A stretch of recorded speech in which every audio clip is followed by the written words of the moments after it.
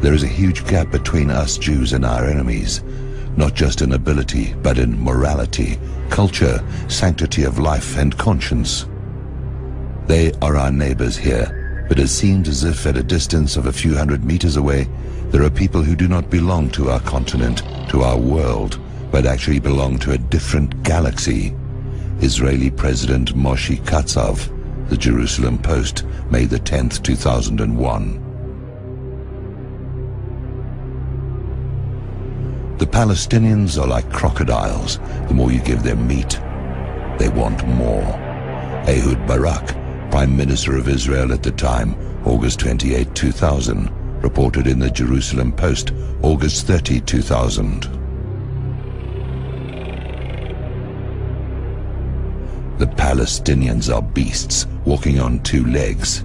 Menachem Begin, speech to the Knesset, quoted in Amnon Kapelyuk. New Statesman, 25th of June 1982.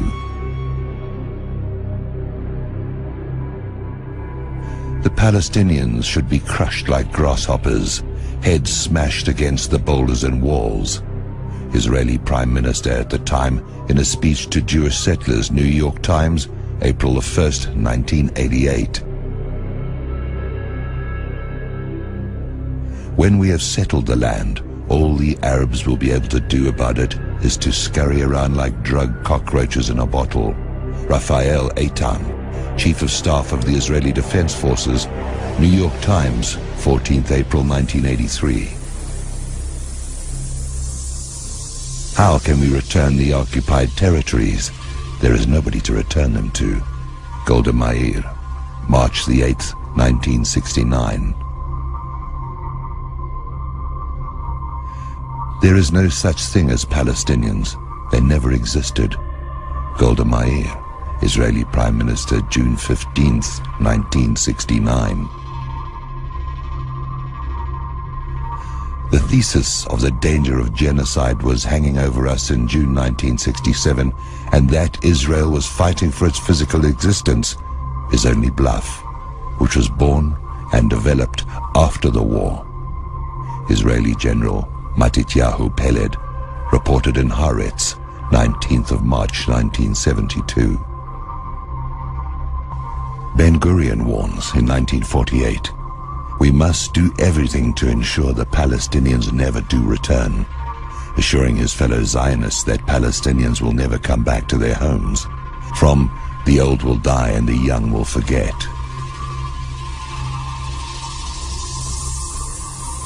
We have to kill all the Palestinians unless they are resigned to live here as slaves.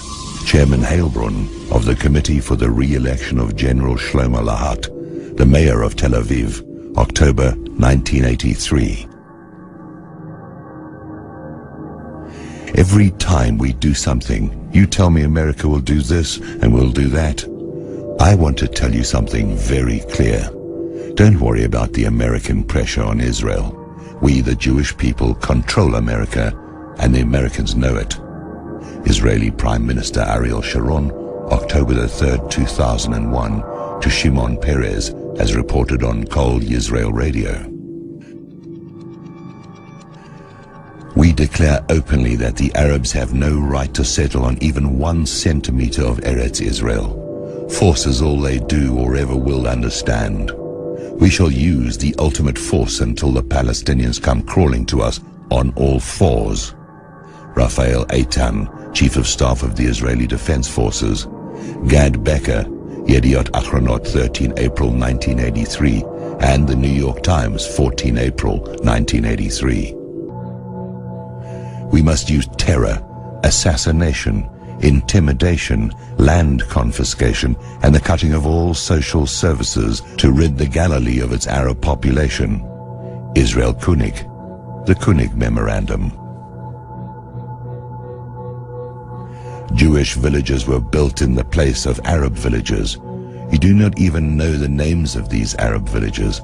I do not blame you because geography books no longer exist. Not only do the books not exist, the Arab villages are not there either. Nalal arose in the place of Malul. Kibbutz Gvat in the place of Jipta. Kibbutz Sarit in the place of Hunefis. and Kefar Yeshua in the place of Tal al-Shuman. There is not a single place built in this country that did not have a former Arab population. Moshe Dayan, addressed to the Technikon, Haifa, reported in Haaretz, April the 4th, 1969. We walked outside, Ben Gurion accompanying us. Alon repeated his question, what to be done with the Palestinian population? Ben Gurion waved his hand in a gesture which said, drive them out. Yitzhak Rabin leaked a censored version of Rabin memoirs published in the New York Times, 23 October 1979. Rabin's description of the conquest of Lydda after the completion of Plan Dalet.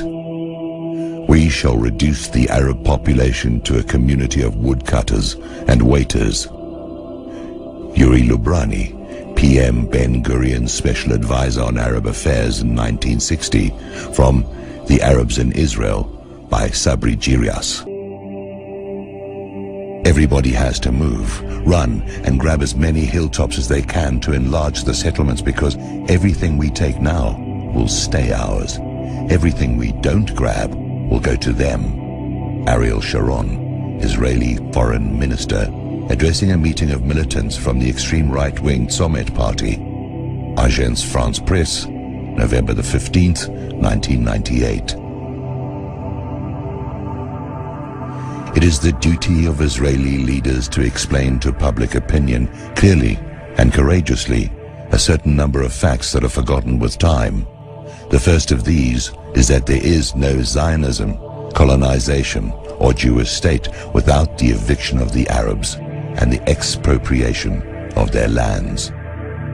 Yoram Bar Porach, Yediat Achronot of 14 July 1972. Spirit the penniless population across the frontier by denying it employment. Both the process of expropriation and the removal of the poor must be carried out discreetly and circumspectly. Theodor Herzl, founder of the World Zionist Organization, speaking of the Arabs of Palestine, Complete Diaries, June 12, 1985 entry. 1 million Arabs are not worth a single Jewish fingernail. Rabbi Yaakov Perrin, February the 27th, 1994. From the New York Times, February 28th, 1994, page 1. We Jews are the destroyers and will remain the destroyers. Nothing you can do will meet our demands and needs. We will forever destroy because we want a world of our own. You Gentiles, by Jewish author Maurice Samuels, page 155. We will have a world government whether you like it or not. The only question is whether that government will be achieved by conquest or consent. Jewish banker Paul Warburg, February the 17th, 1950, as he testified before the U.S. Senate. We will establish ourselves in Palestine whether you like it or not. You can hasten our arrival, or you can equally retard it. It is, however, better for you to help us so as to avoid our constructive powers that turned into a destructive power which will overthrow the world. Chaim Weizmann, published in Jüdische Rundschau, number 4, 1920. Our race is the master race. We are divine gods on this planet. We are as different from the inferior races as they are from insects. In fact, compared to our race, other races are beasts and animals, cattle at best. Other races are considered as human excrement. Our destiny is to rule over the inferior races. Our earthly kingdom will be ruled by our leader with a rod of iron. The masses will lick our feet and serve us as our slaves. Israeli Prime Minister Menachem Begin, in a speech to the Knesset, the Israeli parliament, quoted by Amnon Kapeliuk, Begin and the Beasts, New Statesman, June 25, 1982.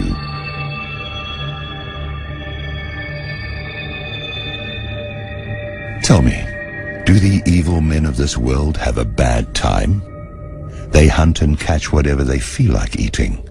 They don't suffer from indigestion and are not punished by heaven.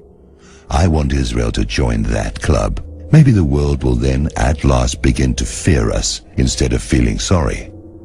Maybe they will start to tremble, to fear our madness instead of admiring our nobility. Let them tremble. Let them call us a mad state.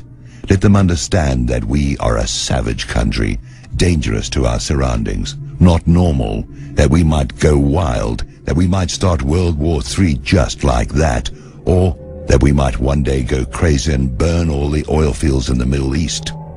Even if you'll prove to me that the present war is a dirty, immoral war, I don't care. We shall start another war, kill and destroy more and more. And do you know why it's all worth it? Because it seems that this war has made us more unpopular among the uncivilized world. We'll hear no more of that nonsense about the unique Jewish morality. No more talk about a unique people being a light upon the nations. No more uniqueness and no more sweetness and light. Good riddance. Former Israeli Prime Minister Ariel Sharon. The modern age is the Jewish age, and the 20th century in particular is the Jewish century. Yuri Slezký, professor of history at University of California, Berkeley, The Jewish Century, Princeton University Press. What shocks and worries me is the narrow-mindedness and short-sightedness of our military leaders. They seem to presume that the state of Israel may, or even must, behave in the realm of international relations according to the laws of the jungle, the long chain of false incidents and hostilities we have invented, and so many clashes we have provoked. From the diary of Moshe Sharet, former Prime Minister of Israel in Livia Rokash, Israel's Sacred Terrorism, published 1980.